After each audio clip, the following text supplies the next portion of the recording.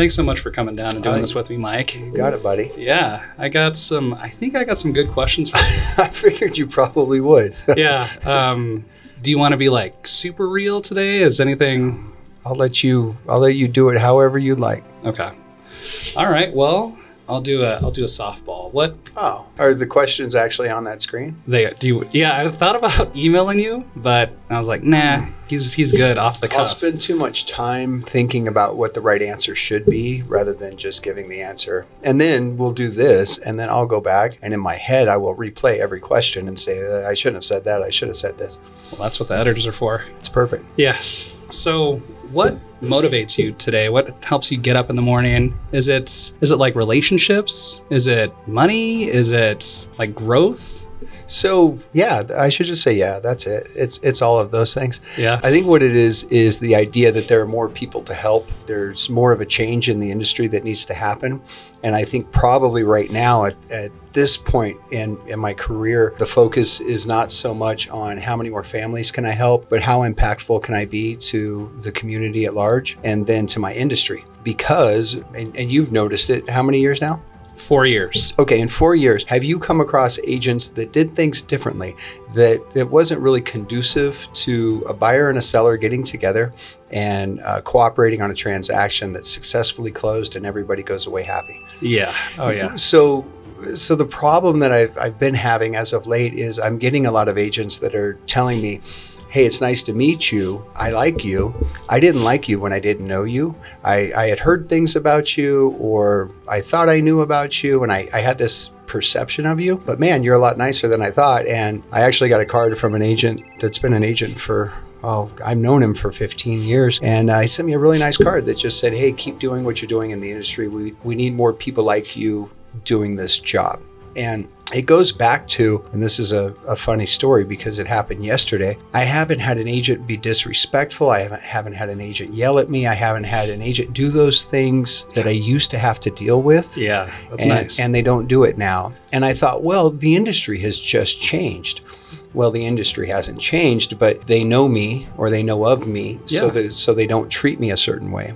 And Right. I just thought to myself, well, I mean, it's kind of unfair that I get treated that way because they see me as, you know, a veteran or done a lot of transactions or don't piss him off, that kind of thing. But I still know it's happening because my agents get treated poorly on occasion. And Yeah. I just think that we could do a better job of taking great care of not just the general public, but each other. I agree. And, you know, one of the reasons I wanted to do this with you is you've been kind enough to talk with me, meet with me over the last couple of years. Yeah. And there is I think when you don't know someone, there's a lot of assumptions. And I'm not like that. It's I'm all like, assumptions. yeah, it is. And I went to you and tried to forge a relationship, and it was awesome, man. But you know, we're gonna clear the air. So how about origin story, Mike?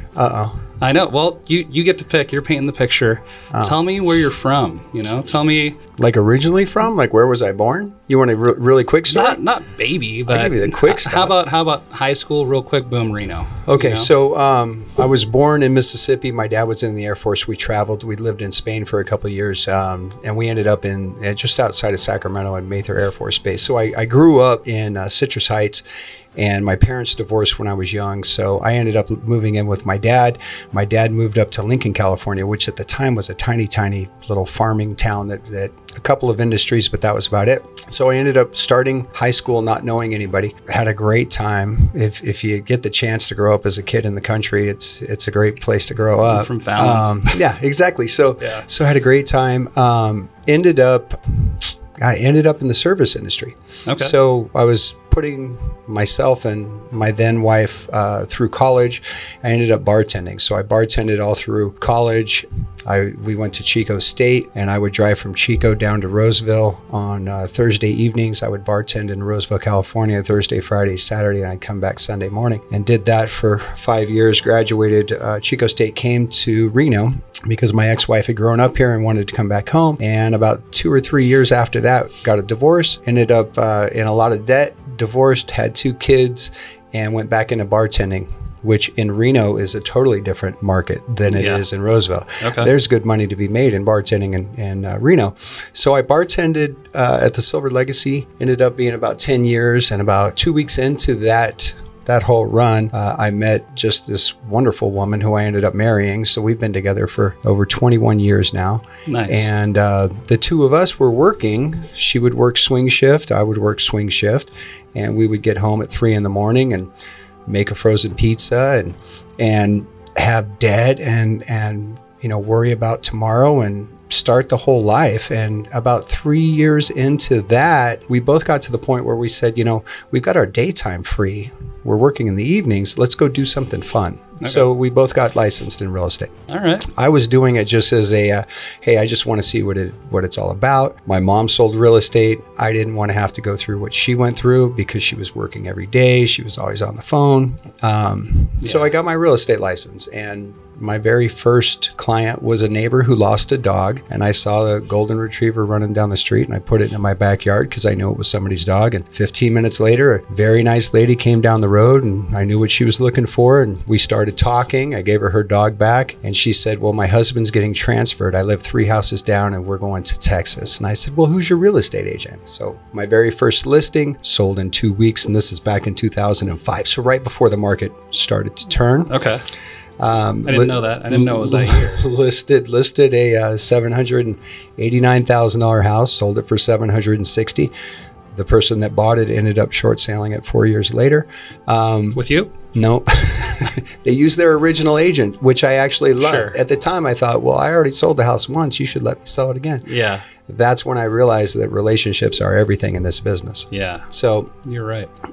All I did was I took the same tactics and principles that I did in bartending, and I applied them to real estate. And that was, when somebody walks in the door, you greet them, right? You're nice to them. You build rapport. How are you? What's going on? Weather's terrible. What about the Dodgers? Whatever commonalities you can find, whatever rapport you can build. And then you just take really good care of them. Yeah. And then when they're done with that night, hopefully they come back again some other time. It doesn't have to be the next day. It could be a week, a month, 2 months, and they bring some friends and you meet those friends, and then they bring back. So over the course of a number of years, I had built a really good clientele bartending, regulars that I could count on. Yeah. And then the same thing happened with real estate. So I got in 2005. About 5 and 6 were slow. They were slowing. 7, 8, and 9, foreclosure heaven. Yeah. I got really good at foreclosures.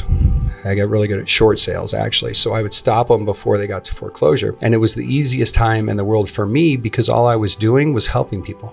I came to people that they were underwater. They had lost their jobs. They couldn't afford their mortgage. And all they wanted was the peace to get out. I mean, this is husbands and wives with adults crying at the kitchen table and just heartbreaking stories. The thing was, the banks paid the real estate agents. Yes. And if we could get the client out without owing any money, so total debt forgiveness, which was actually a thing at the time. Okay. The easiest and the best referral sources for me were people that I had helped go through it, that would go to their friends because they would share the story, and somebody would go, wow, we're underwater too. I wish we could do that. And they would say, here, let me have Mike call you.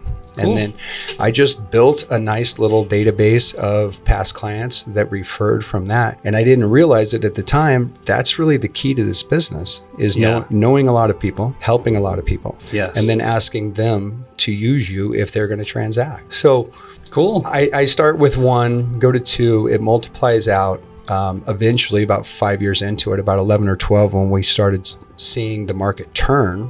And that's what year? Yeah. This is at the end of 11, beginning of 12 is really when the market shifted. Okay. So the irony is that we're about 12 months into a down cycle. That was a down cycle that started in 2005 and got done with in 2011. That was a 6-year down cycle. So everybody in our industry is freaking out right now because the number of transactions are down. It could go on for another year. It could go on for 5 years. It could. And that's and if you extrapolate it out and you look into the future, you go, oh no, it's going to be. But the fact of the matter is whatever's happening right now is what's happening right now. Right. So that's the one thing that it taught me, was that the good times and the bad times aren't based on whether or not housing values are going up or down. The good times and bad times are here regardless. We just have to recognize them. Yeah. So long story short, about 09, 2010, 2011, my business really started picking up. Okay. So I went to an event for a coaching company, and I started talking to real estate agents, and I walked in thinking I was the big man on campus because I had sold, 30 houses and nobody's going to touch me, and started talking to guys that, sold 250 houses a year. And I thought, so humbled very quickly. But I did exactly what you've done. And that is, hey, rather than compare myself to you and beat myself up because you're better than I am. Right. Why don't I go and ask and say, hey, what is it you did? Or here's where I am. What would you do in this situation? Or could you give me some advice, some guidance? And then over the next 5 to 10 years, I've just surrounded myself with people that understand the business, understand how to solve problems, how to fix things, and just asked them for advice and said, hey, can you coach me? Can you help me? Can you tell me? Yeah. And the hardest part of that was realizing that sometimes criticism is exactly what you need to move forward. Yeah, totally. Everyone needs a truth sayer in their lives. When you're a little insecure, the last thing you want to hear is criticism, but it's the best thing for you. Yeah, I'm like, bring it. And you know what brought me to you? I was always aware of you. You have some mutual friends at the first place I started, but it was doing transactions with Nick and Christy. I'd done a bunch of them, and I could always tell the type of leader that I'm dealing with how their people act, and they're total pros. Yeah. And I love working with them. I've done a few transactions with you personally too, but I was like, you know what, let's see where and if you're willing to help. And my questions were really, and still are, about building a team the right way. I'm so concerned about making sure that I can deliver on my promises to my clients and the agents that trust me to do it, Right. That's you're feeding, you're feeding two sides of the monster. Yeah. You've got to take great care of the client, which means your team has to be in line with you. Yes. So the team has to deliver also, because they're going to do it in your stead.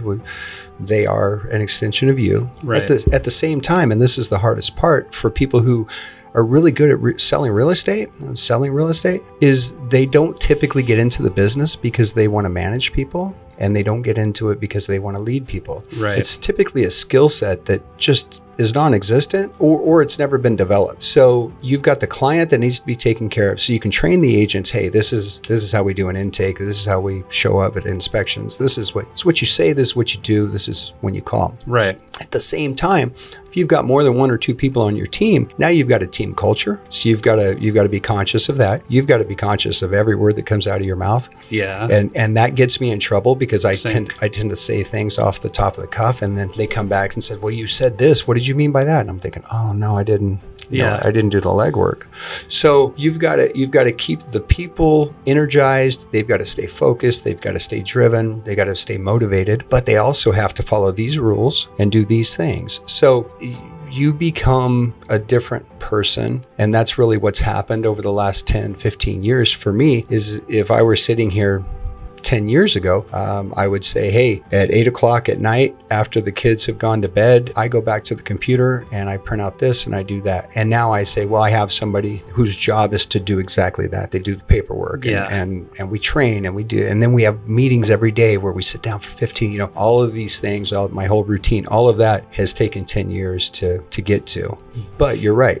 If it wasn't for somebody saying, hey, this is what you're doing, this is what you need to be doing. Right. How do you change it? Then you just sit there and kind of chase your tail. Yeah. And that's no fun. You have like two different mindsets. I think mine at first was like, I'm just going to work super hard. And this, I'm going to make tons of money. Yeah. And work super hard.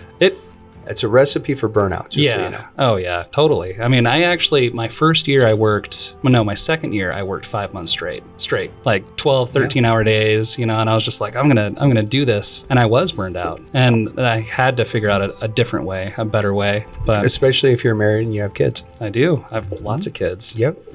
Been through it all, man. So do you have any goals you're pursuing right now, Mike? Is there anything right now? Yeah. Like what's important to you? The growth of the team really is that's the goal. Okay. The goal is to get everybody on my team financially responsible, financially secure, at least in some, I want them to have their budgets. I want them to know exactly where their money is. I don't want them to have debt. I want them to have a reserve account. And the goal is for them to all be homeowners. Yeah.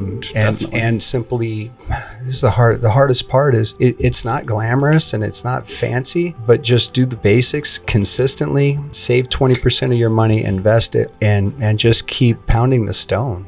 And it's everybody Pounding says, the Stone. It's a really good book too. I like that. I like that saying.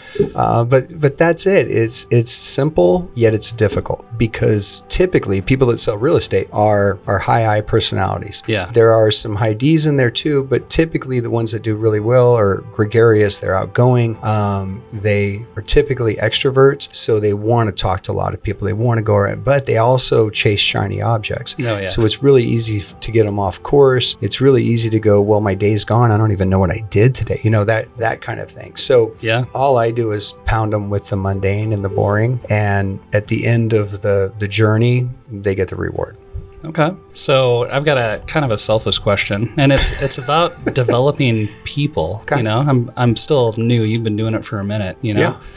Get a guy, joins your team, you get him to sell 100K. That's probably usually double what they've made outside their career. Right. And then their ego starts like that. You could see the helium just, Yeah. what do you recommend to keep someone on track, to keep them grounded, and to keep them engaged with the mission, which is helping people? A couple things. Number one is I tell them stories of people that have done the exact same thing. And I've gone through it myself. I have too. And if they can follow through the story and see what the end result is when the ego takes over, and I'll tell you right now, ego is the biggest destroyer of everything.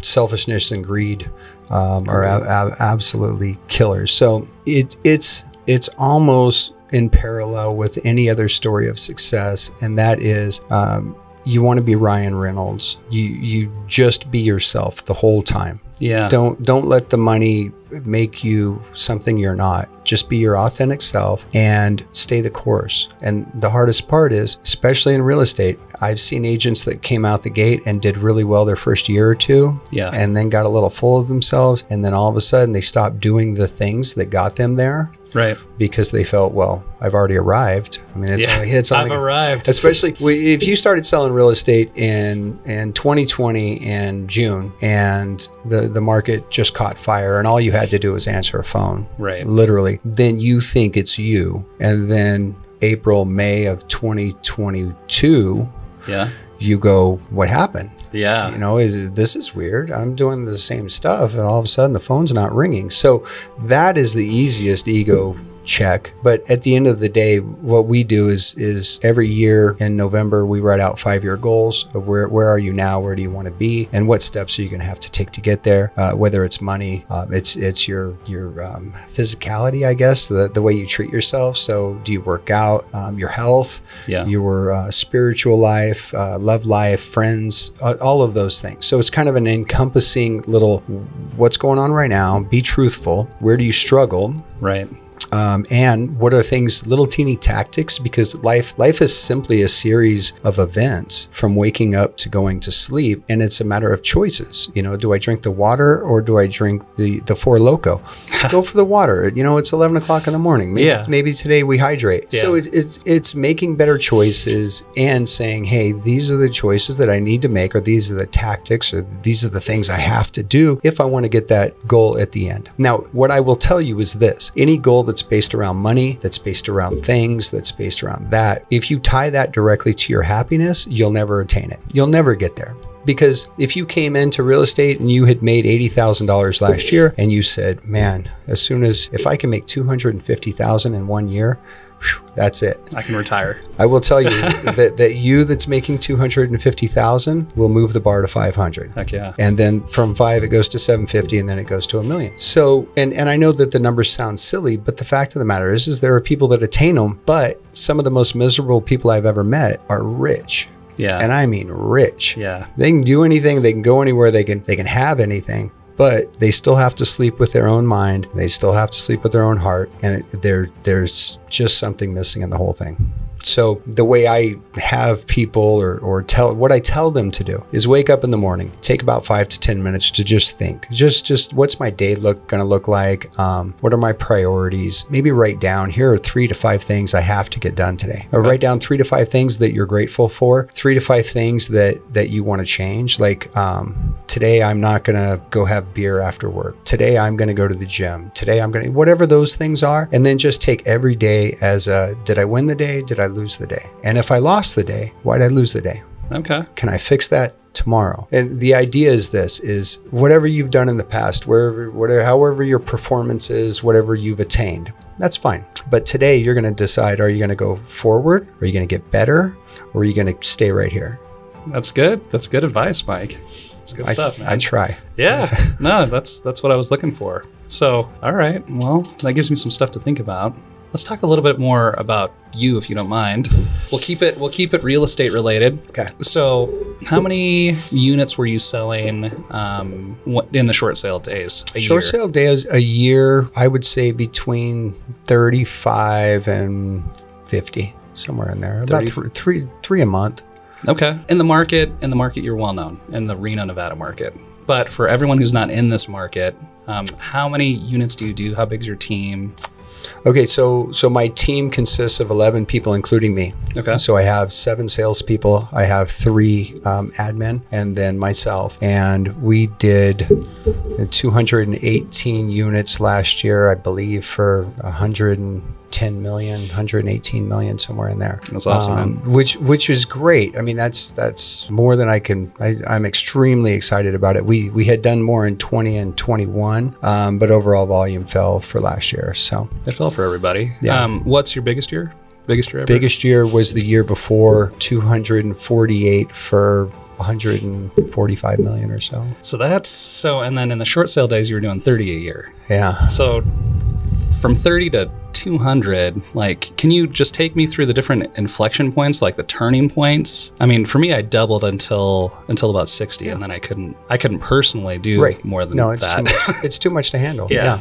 But take us through your thing here. So in 2011, 2012. So 2012, I signed up with a coaching company in real estate. They do mortgage and real estate. Well, the core training. Yeah. And I doubled my production for the next 3 years. Okay. And in fact, my GCI was the easiest one for me to do because I was at about just under 250 when I came in, and then it went to 4, and then it went to 6, and then it went to 820 or so, and then it hit $1 million 7 years in or so. 7 years in. So it was this constant growth. Now the housing market at the same time had a nice little uptrend on it too. In fact, we haven't seen a down housing market since 2011. So in those 10 years, the market was nice enough to be kind to me. And in that time, somehow real estate and mortgage became cool. So a lot of people decided that they would go in. When I got into real estate, nobody wanted to be into real estate because real estate agents were looked at as car salesmen. Yes. Which I love car salesmen and not to, in fact, I'll qualify it with used car salesmen. And it's not even, I love used car salespeople too. So I don't want to offend anybody. They're all our clients, so don't worry.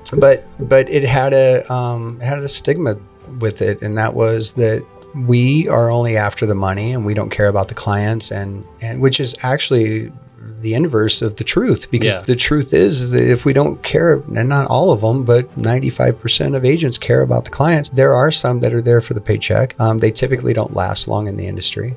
Yeah. But the growth was exponential. And then I think probably what happened more than anything else was I didn't want my team to get so large that I didn't have a personal relationship with everybody. I didn't want it to be a revolving door. Right. I didn't want to waste the agent's time. I didn't want to waste my time. I didn't want to waste clients' time, because the last thing I needed was, it's bad enough when clients say, I know you're really busy. And I'm like, no, I'm not really. I've got plenty of time for you. That's exactly why I'm here. Yes. But if they started saying, who are you going to give me this time?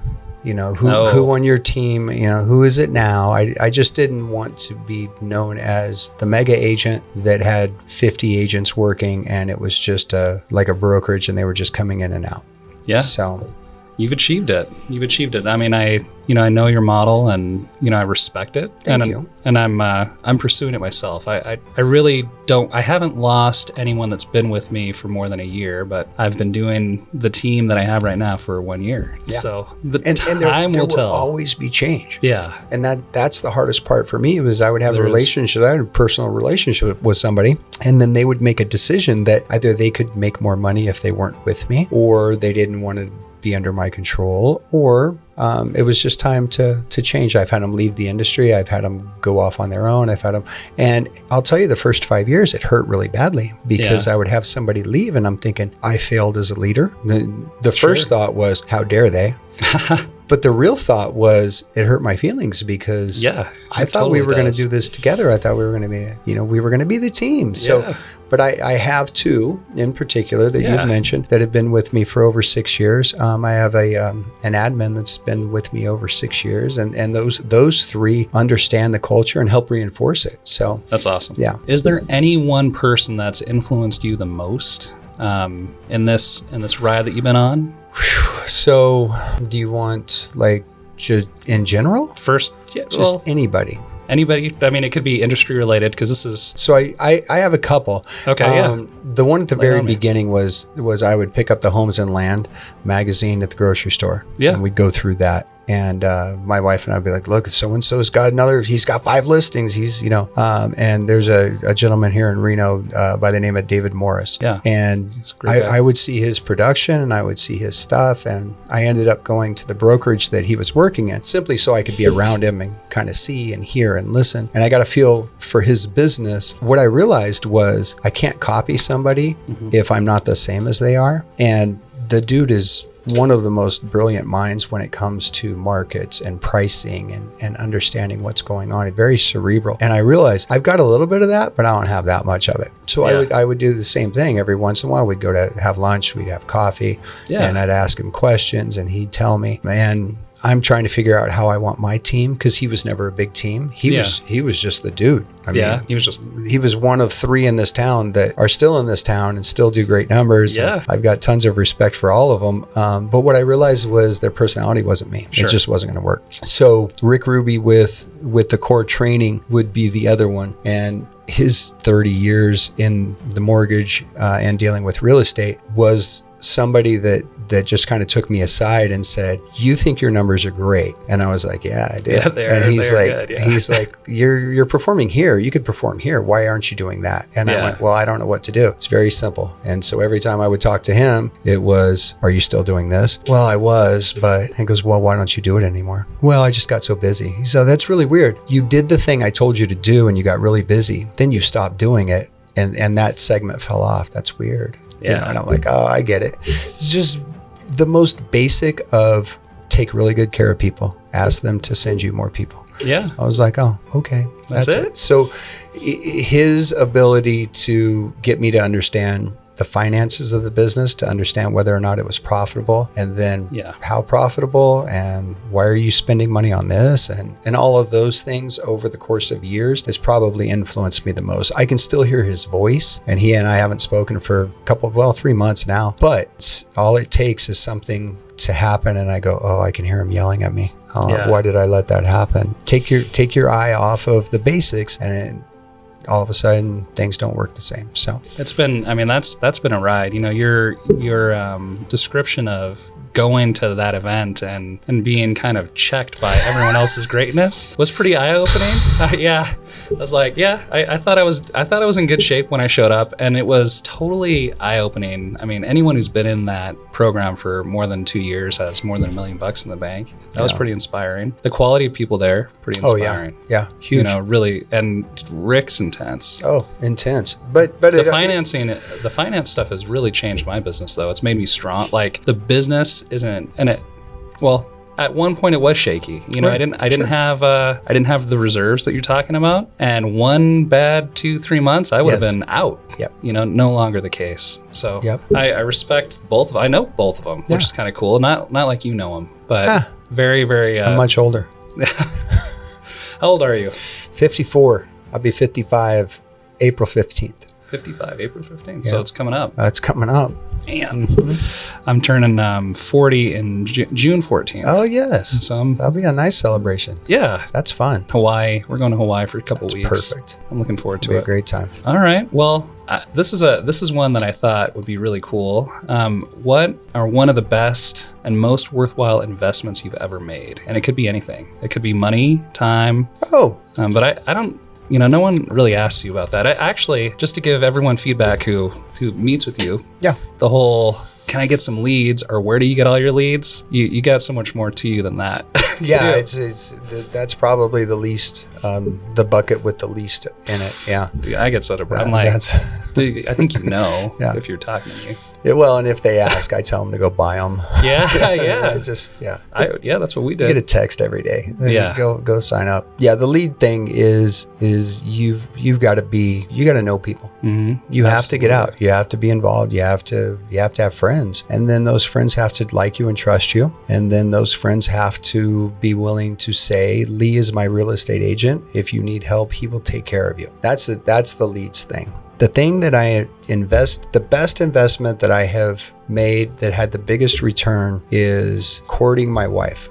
Okay, cool. That is the trick. The trick is to have a supportive, I don't want to say spouse, but partner. Sure. Somebody that when you have bad days can hear it, can help you, can bring you back up. Somebody that can hype you up before you go out the door. Somebody that you're excited to see after you're done. Yeah. That's it. And number 2 would be reading. I say reading, but I fall asleep after 3 pages. Yeah. So audiobooks, Yeah. TED Talks, and investing in growth. Okay. Those would be the 2. Who are the top 3 people that you follow in that world? So I like Jordan Peterson. Cool. I like Simon Sinek. Yeah. And I'm going to blank on it. The Power of One More, Ed Milet. Yeah, Ed Milet. Yeah. We're gonna go check him out. We're going in to see July. him. Yeah. Yeah, he's about very that. powerful to hear live. Yeah, he is. I mean, that at the Forward event, that did impact me live. I was like, dude, I was floored. I'm sitting in the front row. The guy's 10, 15 feet away from me. And 2 or 3 people over, there's a guy on his cell phone, and these are all adults sitting, these are adults that make pretty good money in this room. And this guy's on his phone texting or doing an email or something. And Ed walks over, gets down on his knees and looks at him and he says, look, I'm worth X millions of dollars. 980 million. I remember this moment. And I'm here to talk to you. So you should put your phone down and pay attention to me. Yeah. And the guy went, and I was like a kid in the school where the kid next to you is getting in trouble. I was like, Ed, I'm not on my phone. Yeah.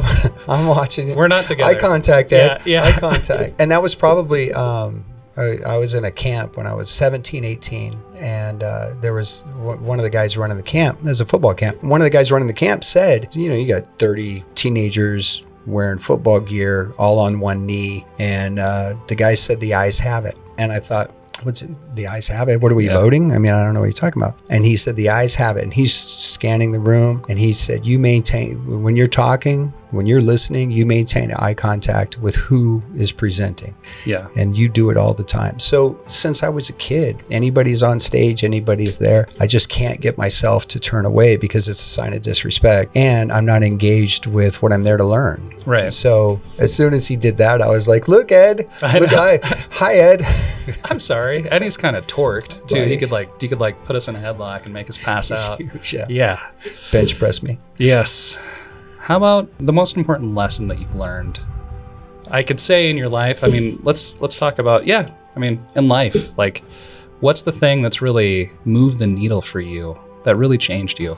I would say it's always be kind. Okay. No matter who you're dealing with, no matter what's going on, no matter what it is they do. Or I think the one thing that we lack as a society, or at least what I see is deteriorating, and I could be wrong, it may just be my own perception, is empathy for others. And I think if that goes away, as society collapses. So doesn't matter who it is or what it is they do, just try to be nice to people. Yeah. Smile, wave, thanks, it's okay. Don't take things personally. There's a phenomenal book called The 4 Agreements. Okay, I haven't read that one. And one of the tenets of the 4 Agreements is don't take anything personally. And when I read the book, I thought, man, a lot of the turmoil in my own mind is created in my own mind. Yeah. And it's from me hearing things or seeing things and then interpreting them, and I'm using my own slant, so I'm taking my own angle, and it's getting worse and worse in our society because people, at least from what I see, a lot of people want to argue, they want to be offended, they want to counterpunch. Yeah, so social media is very difficult for me because I have a fear that I'm going to come off as unkind to somebody, which wouldn't be my intention, but my intention and their interpretation are two different things. And so I get that. It was very powerful because I realized I would be like, well, I can't believe so-and-so did that. And then my wife would say, do you think that was their intention? And I said, well, I hope not, but I'm getting my feelings hurt because I think that, that it was. Yeah. And she'd say, well, why don't you just give them a call and ask? And I'm like, oh, yeah, that's pretty basic, isn't it? Nah, I could do call. that. Yeah. How dare they? And in all of that, I have learned that the difficult conversations is where the money is. Yes. It's in real estate and it's in life. If you want the rewards, then you have to sometimes go, hey, man, I hate that we have to have this conversation, but I got something I want to talk to you about. Yeah. I tell the team all the time that we get paid the big bucks for the difficult conversations. Yep. And the stuff that's sitting on the market or the buyers that are walking all over you, you're not having the right conversations with them. Right. Because they're there to buy a house. They're really not there to look at a bunch of houses with you. No. Or become your friend because you get to go see houses every weekend. How fun is that? Yeah. I mean, it's fun for like a couple times, but then it's time to get to business. Well, and clients will leave you and they'll ghost you. Yes. Without ever telling you why. But if you don't help them accomplish the goal that they reached out to you for, then you have no value. Yeah. So you could be the funnest guy or gal in the world, and we have a great time when we go out. But I'm here to buy a house. Yeah. Absolutely. So let's get it done. All right. Come on, ask the good ones. The good ones? Yeah. What's something that everyone would be surprised to find out about you? Ooh. Oh, man. Holy cow. They would be surprised to find out about me. There's not a whole lot. Really? Yeah. You can't like whistle really loud? I used to be able to do that thing where I did that. You got to curl the tongue under. I've never done any drugs harder than marijuana. That's Is that something? Yeah, that's something. Not yet. I mean, back in the 90s. The older I get, the more I'm like, hey, I mean, the sand's ticking. May as well try it. All right. How about what's the emoji that you use the most? The LOL and then the one on the far left. So the face that like that. Okay. I'm fairly in texting and in conversation. The poop emoji really doesn't come out very often. Maybe on an appraisal that came in low. I think what probably people might not know is that I literally live and breathe the real estate. That is what I do. So people go, hey, what do you do for fun? I'm like, what do you mean? Yeah. They're like, well, you a big golfer? No. Nine holes. That's it. I've lost it. I want to go do something else. I've never been big into, fishing. I used to ski, but I live and breathe the real estate, which is kind of sad, really. But I love it. My kids are adults. They're grown, and I really love the wealth building through real estate. So I totally believe in the industry. I love the industry, and it's the hobby that turned into a job, I guess. Okay. So. A hobby that turned into a job. Well, you got to remember, I was bartending at a casino. Yes, I remember. I actually remember. I got you drunk. Playing the piano. Yes. Well, so I'm at the piano bar. Yeah. So you had a fun, really interactive, great crowd, just a fun bar. It was. So I did that. I started real estate in 2005. I did that for 6 more years. So I did that till 2011. That's where my cash truly came from. That was my living expenses. So real estate allowed me to save money and have a few months reserves and put some into retirement. But my wife and I owned a nightclub at the same time. So from 2005 to 2011, 3 of my days were spent doing 3 jobs. And I woke up at 7:30 in the morning. I was out the door by 8:30, and I didn't get home till 4 in the morning. So what was the name of the nightclub? It was Divine Divine nightclub, yeah, which is now the Stick on Sierra Street in Reno. Okay. Do you miss that? I mean, would you just own one and take a step back? Yeah. Nope. Too much responsibility. Gotcha. Too many. I dealt with Reno Fire. I dealt with Reno Police. I dealt with code enforcement. I did everything on that side of the business. And what I realized was it just wasn't for me. Yeah. I loved that we're throwing a party and we want as many people to come and have a good time. Yeah. That was great. But all of the other nuances of doing it, it just, no, I was going to burn out. I knew I was going to burn out, but I had to do it because that was the dream at the time. Okay. Yeah. So even my wife will tell you, I'm glad you got it out of your system. It wasn't the best time to own a bar because it was during all of the economic downturn. I mean, I owned a nightclub when the banks were failing. So yeah, people were still partying. I'm really smart. It's Reno.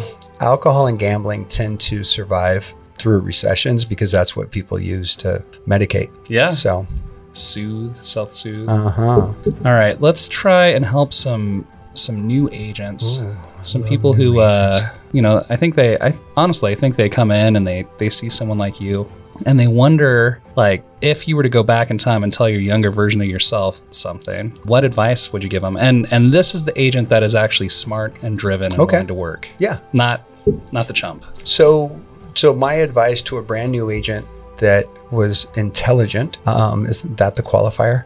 Yes. Very personable. Can shoot off an email. Is keep track of everybody that you know. Yeah. Put those names, phone numbers, emails, put them somewhere. Okay. So get a CRM, get a database, get a spreadsheet, get a book, and out of everyone you meet, classify them in one of three things. They're A, B, or C.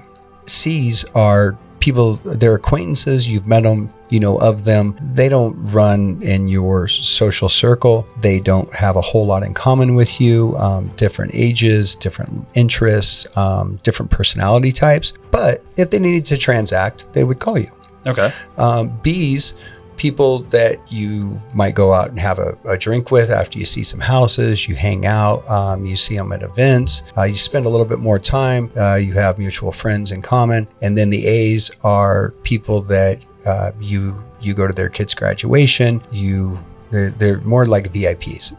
They're people that you spend your life with. So you live life with these folks. Okay. And it could be one person. You're just starting out in the business. It could be 20, depending on your age, depending on how long you've been in the area, how many people you know in the area, and then set up a way so that you can keep in contact with these people all the time, whether it's mailing them something once a month, doing a video that goes to them once a month. And the A's would get more contact. The A's would get the, hey, Lee, I know you know, but your anniversary is next week. Yeah.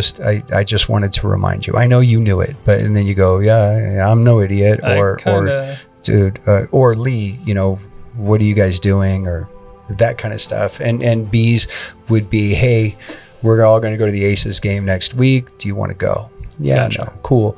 And C's are just, hey, I'm just checking in. You know, how's the house? How's blah, blah, blah. As you go through your week, through your months, through your years, the idea is to get that list bigger. So I need to meet more people. I need to add them to them. Where are they? How am I going to touch them? And then have a system in place, which is coaching teaches you to do this. Yes. That says, hey, today is the first week of April and Mike's birthday is on the 15th and my mom's birthday is on the 18th. And so I need birthday cards. I need to send Lee something and have these either gifting programs or call programs or, you know, touches lined out so that when you come in, you know who you're talking to and what you're doing. If you do that and you set a goal of 2 people a week to meet and put into that database, at the end of the year, you'll have 100 more people that you talk to on a regular basis. The year after that, you'll have 200 people. Yes. The year after that, or get 20 people that absolutely love you and you're the best person in the world. And thank goodness you got into real estate because I needed a real estate agent, and take those 20 people and ask them to introduce you to one more person that year and then double it. So the idea is simply having a database of people that know, like, and trust you, and then nurturing that, asking them to send you business, and then growing that. That's how you got big, right? That's how I got big. It's not that's rocket the science. Truth. It's such good advice. I got into the core when I lost a big lead program personally. Oh. It was about 30% of my business overnight. It was gone. And I was like, man, I need to figure something out. Got into coaching, and the very next year, by doing that exact same program, 28 referrals. Ooh, that's a business right there. That they were just waiting. They were like, oh, so glad to hear from you because I haven't talked to them in two or 3 years. Right. You know, it's good stuff, man. Yeah, but once again, very simple. It is. but not easy. No, barely anyone does it. Right. Barely anyone does it. So I try not to be the guy who always does the phone thing when we hang out, but every once in a while, What's the phone thing? where we're on Instagram and you're like, oh, we're eating nachos, yeah. we're having a beer, here's the beers. I know a guy like that. Yeah, me too. I got a buddy. There's nothing wrong with it. But the couple of times that I did do that with you, guess what the number one question was about us hanging out? It might surprise you. I would suspect that the number one thing would be that one of us was going to make a change to another brokerage. No, it's actually what you think about the real estate market. Oh, so that's a very complimentary thing. That's the truth, Mike. That's amazing. Yeah, and I have so before I did this podcast, I did a story. I said I was going to do this podcast with you, and I said, "What would you ask, Mike?" I saw that. Yeah, I was going to put a question in there, but you should have. I'll do it next time. We've got some good ones. I mean, these might be softballs, but I'm super interested to hear what your opinion is. So, if you're a first-time home buyer in this market, what would you be looking for? Because rates are high, prices are kind of high, and it's kind of tough for them. Okay, so if I was a first-time home buyer in this market, I'd be looking for a motivated seller. I would be looking for a home that is priced appropriately for the market. Okay. And I would look for a home that I would be happy in for at least 5 years, and that would make a really good rental at the end of those 5 years. And I'm assuming that my age is probably could be 20s, or 30s, so somewhere in there. And I've got 30, 40 years until I'm retiring, and I would say I'm going to buy, and in 5 years, my assumption is interest rates will be somewhere between 3 and 5%, 4.5%, somewhere in there, depending. But at some point in time between now and then, I'm sure I can refinance. I can lower my rate. I can lower my payment. I can extend out another 30 years.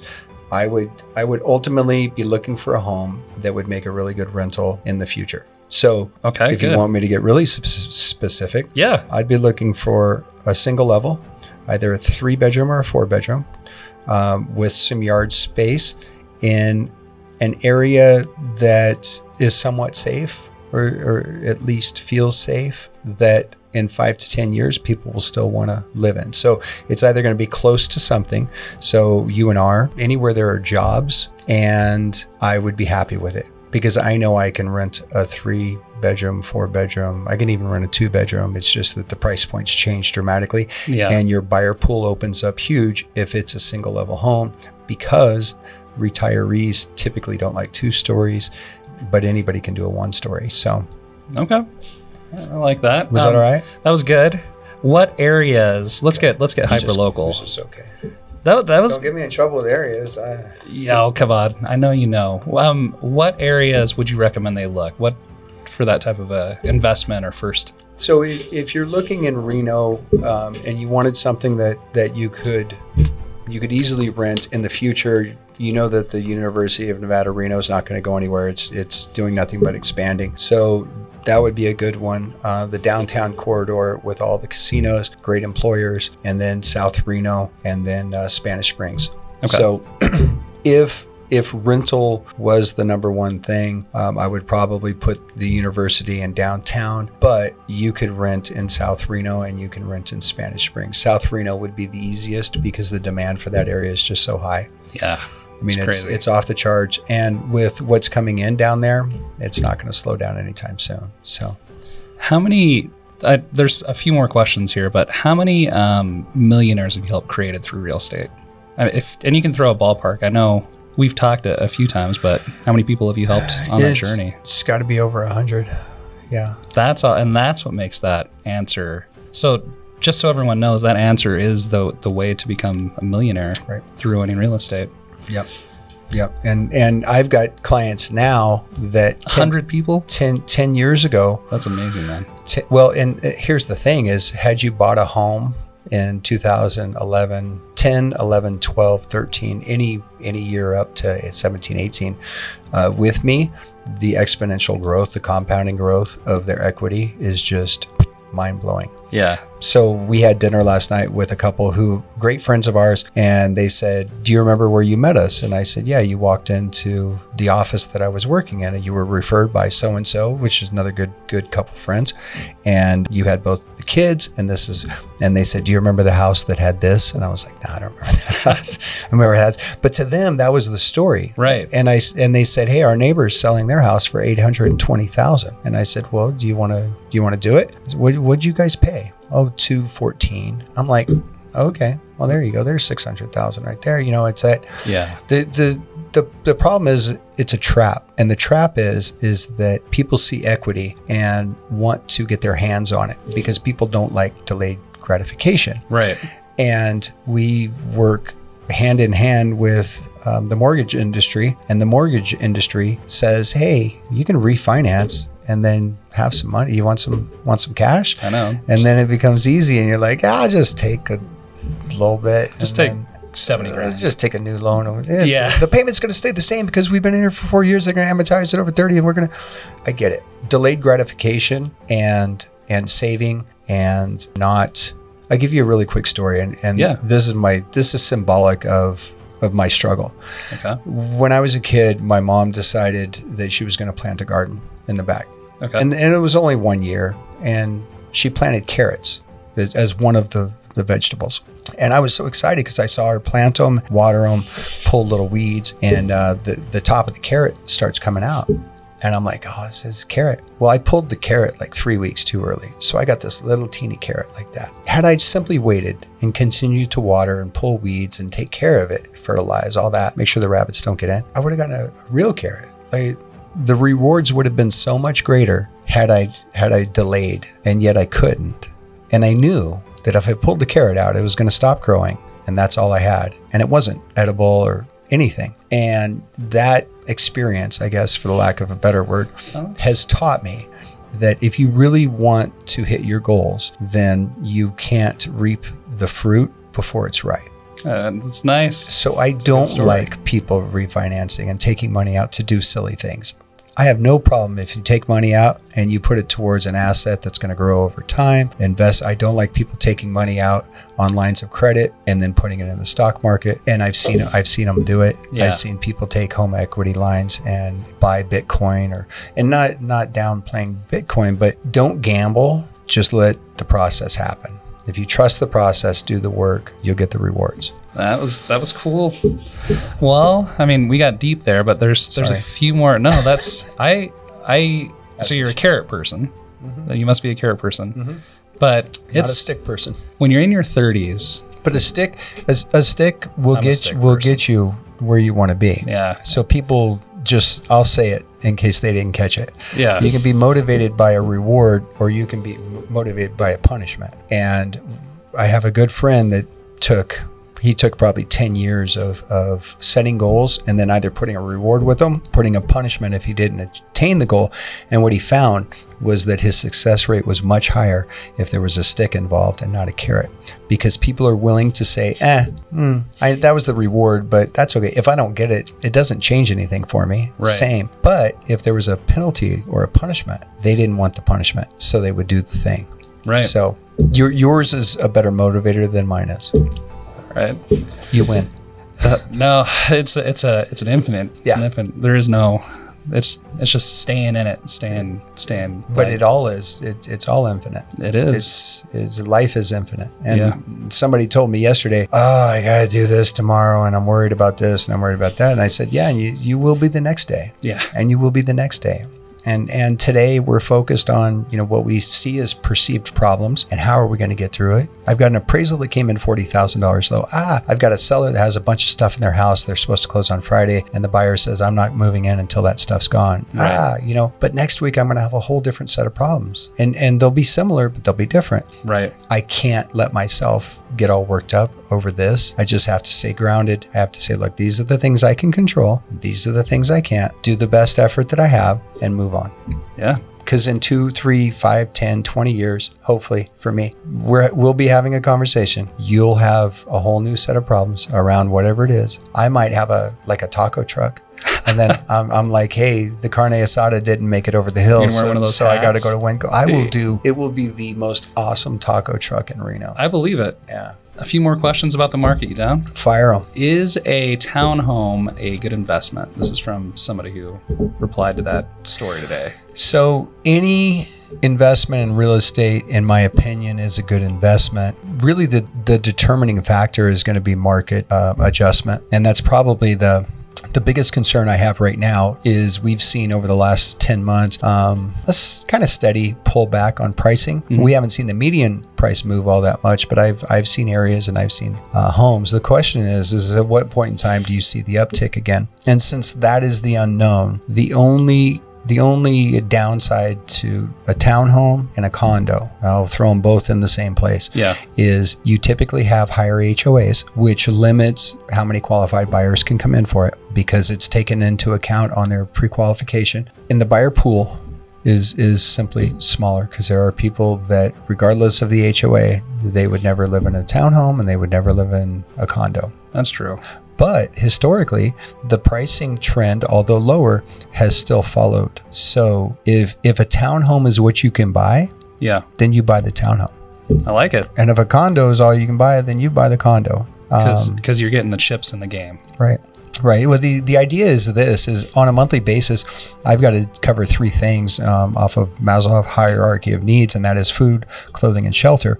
So if I have to pay for shelter anyway, then I may as well at least, maybe I pay a little bit more for my mortgage, but I do get the tax write-off for the interest. So it's most likely going to bring it down to about the same, but I'm paying down on my own debt rather than handing cash over on a monthly basis to somebody else that can now take that cash and implement it to make more money. Yeah. It's all about knowing what to do. And we're living in this moment in time. We don't see 5 years, 10 years, 20 years down the road. And right now it's really scary. Why would I buy an asset that's going to depreciate over the next year to two? Well, because you'll have an asset. And if you simply use that asset for what it is you want, which is you're going to live in it, it's going to be your place. Why are you worried about? Trend line goes up. It doesn't go up on a daily or a monthly. It goes up on an annual basis. And there are years where it falls off, but it always goes back up. And the fact of the matter is a dollar today is not going to be the same buying power in 5 years from now. That's true. But your rents will adjust so that dollar is now being received in rental. So your rent's going to continue to go up. Why would you not lock into a payment that maybe is a little more than you want to afford? In 5 years, you're going to, assuming you're in the same job with the same company, the expectation is your income's gone up and the value of a dollar has gone down, which is why your income went up, but your payment stayed the same. So why would you not buy as many homes as you possibly could, and in 5, 10, 15 years, let them grow in value, let your principal balance go down, and now that equity that you have, which is the spread between the two, you can deploy in other ways. Or you can say, that's my retirement. You know, if we had a kid come to us, he said, okay, I make $80,000 a year, I want to buy a house, and I want to buy a house every 2 years. And I thought, oh, somebody knows the tax code, right? Yeah. It's section 1031. So if you buy every 2 years and you take the tax deduction for $250,000 worth of gain for an individual, $500, and I'm not a tax professional, so please don't use my advice. We're just talking. I know. But it's true. But if it's a couple and they buy a house and they fix it up and they live in it for 2 years and then they rent it for 2.5 years and then they sell it, they can have up to $500,000 worth of gain tax free. And taxes at the end of the day are the killer of wealth.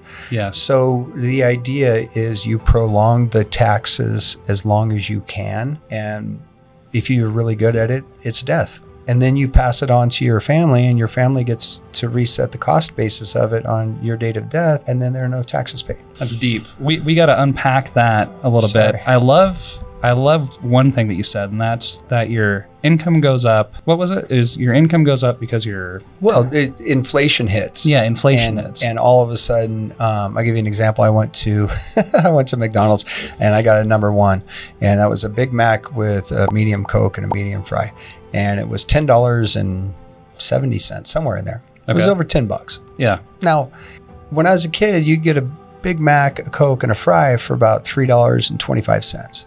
Right. Somebody put a Taco Bell receipt from like 1999 on Instagram, and it was like the burrito was 65 cents, the taco was 75 cents. What happens is you've got a federal government, you've got a Fed that is producing money. They can make money. Yeah. They just make money. It's not like it's not Bitcoin where there's only this much and your allocation is your allocation. They can make money. So you have a devaluation of what's out there because there's more in the pile. So everything goes up over time, cost wise. Right. But a mortgage is a one time for 30 years, assuming a fixed rate, fixed payments. The only thing that's going to change is if your tax rate goes up a little bit. Yeah. So your insurance, which both of those typically do, because the insurance company charges more money, because now it costs more to replace a house. So they need that. So your insurance is going to go up, your taxes are going to go up, but they're fairly minimal. Change your payment by 10, 15 bucks, no big deal. But in 30 years, today is 23. So imagine if you bought a house in 1993. Not only would your mortgage have been based on that purchase price 30 years ago, assuming you never refinanced it, but you'd be looking at, for a house that's worth $850,000 now, you would have bought it for $175,000, $200,000. Your payment would be about $1,100, and you would be laughing at me because I just got a mortgage that's $4,000 a month. You'd be like, "That's crazy," but that's the reality. Is assuming your income goes up, you've got a job that has a future, or you have a job that's going to stay the exact same, you're going to get raises. It'll happen. Yeah. Because everybody's going to get raises. Because $40,000 used to be, a median income, and then 60, and then 80, and then it's just the way it happens. That dollar will not get you anything close to what you get now in 20 years, 30 years. I mean, there's going to be a point in your life for sure, probably mine, where people saying they're a millionaire, it's not a big deal. It's got to be two. It's really you gotta get two now at least. Billionaire was unheard of when I was young, and now it's really not. So somebody will become a trillionaire, and all of our society is simply a game of how many assets can you accumulate, how long does it take you to do it, what's your return.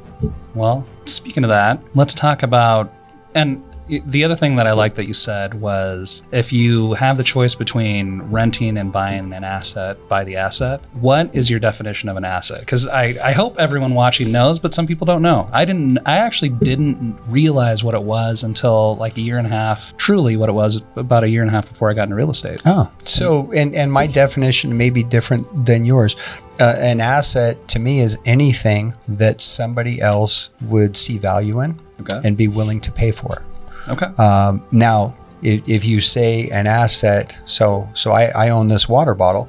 The question is, from the moment I acquired it, which was probably about 15 minutes ago, and it looked just like this, had a nice little cap on it, and it was full. From the moment I acquired it, did the value of it go up or down? So in 15 minutes, I would say the value has gone down, right? Because I've used some of it. It's no longer, fresh because I've opened it. My lips have been on it. A lot of people aren't going to like that. Most people aren't going to like that.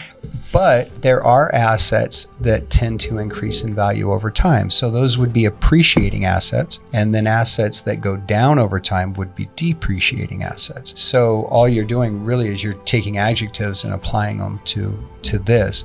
Cars historically had been depreciating assets. So you'd go and you'd buy a new car, and they would say, hey, as soon as you drove it off the lot, it lost $5,000 worth of value. Now it's a used car. Nobody wants a used car. Well, then you see the used car market just blow up because supply chains get in trouble. So all of a sudden you have an external force that changes something from a depreciating asset to an appreciating asset. Yeah, that was crazy. Well, and especially when your buddy buys a Lamborghini SUV and you're like, that's the dumbest thing in the world. And then you realize, boy, talk about your timing. Yeah. That was very smart. Yeah. I'm kicking myself. So the definitions remain the same, but their application can change over time. So you get somebody that maybe bought acres of land in South Reno when it was grazing land, and it was never going to be anything 40, 50 years ago, 30 years ago, 25. And then all of a sudden developers come in and say, hey, this is what we're going to do. We're going to make this into neighborhoods. So we're going to put homes, fire stations. The improvements that are done around you all of a sudden increased your value. So now you've got an appreciating asset. So Love that. Typically I think of homes. I've got buddies that are really big into baseball or trading cards for different sports. Watches is another thing. I mean, I like watches. I do too, and they're so pretty. Yeah.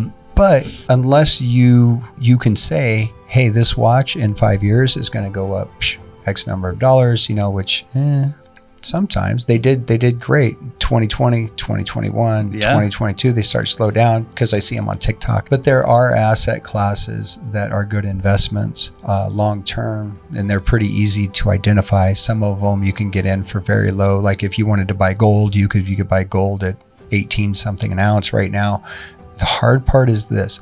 The hard part is keeping the asset in times of stress where you think, oh no, it's going to go down. Because the trick is people liquidate in times of fear, and they can't buy back in when they've recognized that the fear has passed and consumer confidence comes back. Yeah. So people get shaken out, especially in the stock market. You saw it huge in cryptocurrency. Oh yeah. I mean, people are like, I'm out, and Bitcoin goes down to 14,000, and then all of a sudden it's back at 28. You're like, oh, what are you gonna do?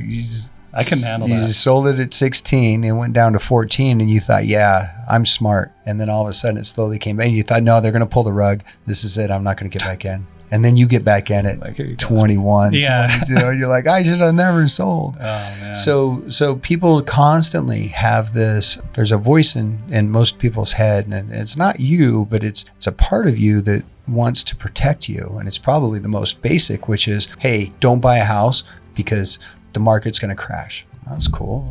I'm going to tell you right now, if the market crashes, I'm going to buy more houses. Yeah. Because eventually the crash corrects itself. And then by the time everybody realizes that it's corrected itself, you ain't getting back in. Yeah. You can't buy at the discount that you could buy. So Warren Buffett says, and I'm going to mess up the quote, but when everybody is fearful, that's when you buy. And when everybody believes nothing bad's coming. So you get greedy when others are fearful, and you get fearful when others are greedy. That's the quote. That's the quote. I think there was one other question from a lender. Cool. All right. Yeah. Let me. Who's the lender? You don't have to tell me. Okay. Tell me after. All right. So they're just wondering what your thoughts are on the interest rate market, what you see for the rest of the year. And then after that, I think we'll wrap this up, Mike. All right, easy. I think the Fed's playing a game that they've overly committed to. I think that banking crisis is evident of that, but I don't think that they can change course. So I would expect you just had a rate increase at the end of February, the beginning of March. Yeah. You'll have one more. And it's probably going to be a quarter. It may be a half, but I doubt that it's more than a quarter. And then you will probably see them not do anything for 3 months and just let everything sit and marinate. And over that time, my expectation, so long as we don't go to war with China and Russia, as long as the NATO play doesn't play out and we don't find ourselves invested in that, although that's not necessarily bad for the economy either, because wars have typically produced good economic times. So right. I would expect that the third quarter, which we're about to hit, will be the last of the turbulence, and then the third and the fourth quarter will simply be interest rates somewhere between 4.75 maybe at the low and 5.75, maybe a 6, somewhere in there, and it'll be exactly the soft landing that they said we were going to get right now. But we're not going to get it right now. Yeah. It's just going to be a little bit later. But yeah, industry should be doing good. People have jobs. You just had a jobs report that came out. Where, super strong. Yeah. And they're like mad about it. It's so weird. Right. Well, literally the Fed's trying to choke out the economy. Yeah. And they've done a pretty good job of it. But it's been a slow choking. We've worried the whole time. And yeah, that's it. It's like, I can't breathe. I know. It's okay. You're fine. You're getting air. Don't worry about it. It's a smoldering fire. But that's what happens when you overstimulate an economy and you don't pull back. I mean, they were doing quantitative easing. They had interest rates down to just about zero.